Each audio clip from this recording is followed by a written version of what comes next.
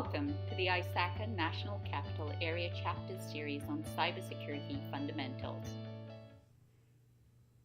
This video goes through public key encryption. Public key cryptography refers to the method of encryption in which for each person a pair of keys is used. One called the public key, which is known to everyone, and one called a private key, which is known just to the key owner. We're going to use the analogy of the postal service. So Bob wants to send Alice a secret message, and he's going to use public key cryptography. So what he's going to do is he's going to send out his box, his lockbox, and when Alice wants to send him a secret message, she's going to put her secret message into Bob's box and close it. The only person that can unlock that and get to the message is Bob, because he's got the private key.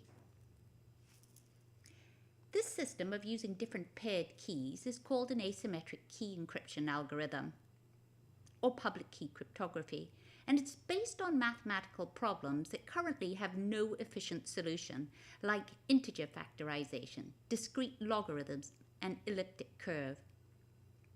And the strength lies in the difficulty of one key being able to be derived from the other. Public key cryptography is computationally intensive. So we use it to encrypt small amounts of data, like we could use it for encrypting the key that we would use for symmetric key encryption, so for key exchange. We can also use public key cryptography for digital signing. When Bob and Alice want to exchange messages, they now both have a public box, and they send out the box to the public. Whoever wants to send them an encrypted message puts it in their box, locks it, and the only people that can unlock it is a person with a corresponding private key, and that private key should never leave their person.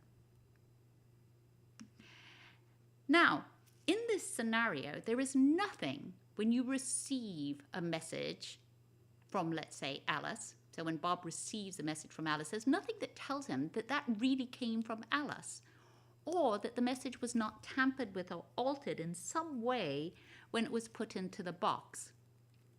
This idea of authentication means when Bob opens his box and he finds a message from Alice, it's signed in some way so that he knows that it had to come from Alice. And so in some way, Alice needs to apply her private key to the message so that he knows that it comes from her. There also ideally should be some kind of third party that validates that really is Alice. And that would provide non-repudiation. So that means Alice can't deny that it came from her. So in later videos, we're going to look at this idea of digital signatures. So the kind of related terms we have in public key encryption or asymmetric cryptography is RSA, which was the earliest algorithms that we use for encryption and signing. Al-Gamal, also popularly used for encryption and signing, both of them public key cryptography. DSS, digital signing, which is used by the US federal government, which implements the digital signature algorithm. Diffie-Hellman, which we looked at in the earlier video, that's used for key agreement. PKI, and a PKI is a public key infrastructure. And a public key infrastructure enables me to have this third party giving out the keys so that I can really say, hey, is that Alice? Yes, there's a third party that says that really is.